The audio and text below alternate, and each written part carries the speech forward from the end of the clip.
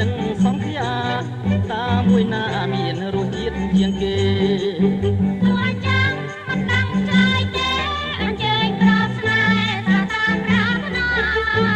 សាមួយទៅតែចោលមួយសាជាមួយត្រូវចោលសង្ឃាសាទាំងអស់វាសង្ឃនិកាធ្វើយ៉ាងណាទើបសមបំណងបងឯងដូចគ្នាអ្នកលក់មានសម្រស់ដូចគ្នាប្រាក់មានសម្រាប់តែតម្លៃមួយចាននឹងទិញនាងនេះស្ដាយនាងនោះធ្វើមិនទៅអញ្ចឹង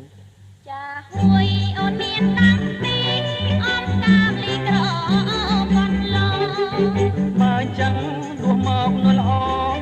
រៀមបងនឹងសាកមើលម្ដងចុះ